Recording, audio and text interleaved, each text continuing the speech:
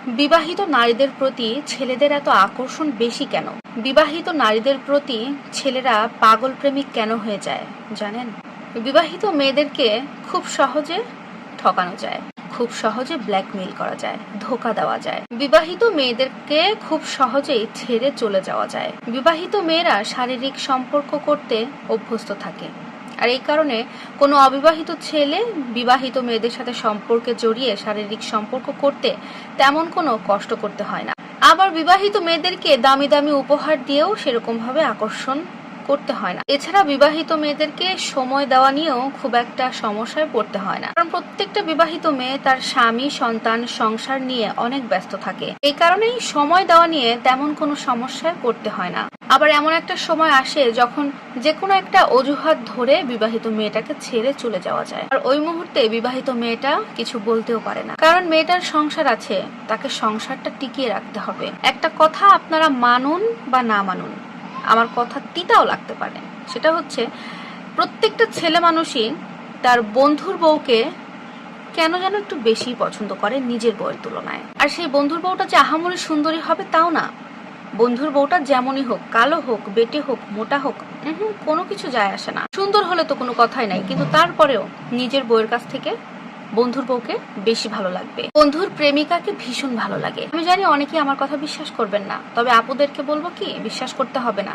শুধু আপনি আপনার স্বামীর বন্ধুর সাথে একটা দিন একটু হাসি মুখে কথা বলেন, তারপরে কি হয় বুঝতে পারবেন। আপনি বেশি কিছু না, জাস্ট আপনার একটা কষ্টের, একটা দুঃখের কথা আপনার স্বামীর বন্ধুকে শেয়ার করে দেখেন, তখন আপনার স্বামীর সেই বন্ধুটা আপনাকে এত সুন্দর করে বোঝাবে, আপনাকে এমন কথাও বলবে, আরে ভাবি আপনি কি বলেন, আপনার মতো বউ পেয়েও ও এমনটা করতেছে, আমার বন্ধু তো মানুষ ভালো না। তাহলে আমি যদি আপনার মতো বউকে পেতাম তাহলে রানী বানিয়ে রাখতাম, মাথায় তুলে রাখতাম, আদরে সোহাগে একদম ভরিয়ে রাখতাম। কিন্তু ভাই আমার কথা হচ্ছে, স্বামী হয়েছে বলে কি তার সবসময় বউয়ের আঁচল ধরে বসে থাকতে হবে?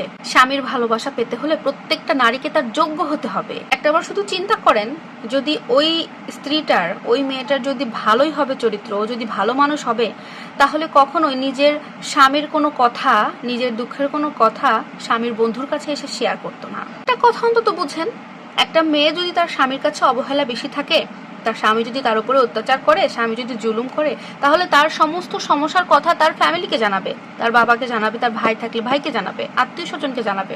আপনি কে ভাই? ওই মহিলা যদি ভালো হতো তাহলে কখনোই স্বামীর কোনো কথা আপনার কাছে বলে বেড়াতো না, আপনার কাছে সিম্প্যাথি নিতে যাইতো না।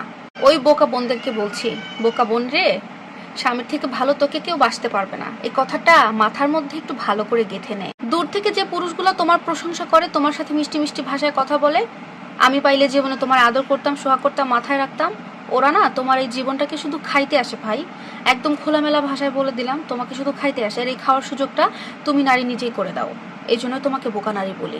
এত বোকা হইও না আমার বোন, স্বামীর ভালোবাসাটা আদায় করতে শেখো। কিচ্ছু মাথায় রাখা লাগবে না, শুধু একটা কথা মাথায় রাখবা, স্বামী ছাড়া বিবাহিত মেয়েদের জীবনে আর কিচ্ছু নাই, কেউ নাই, কেউ থাকে না।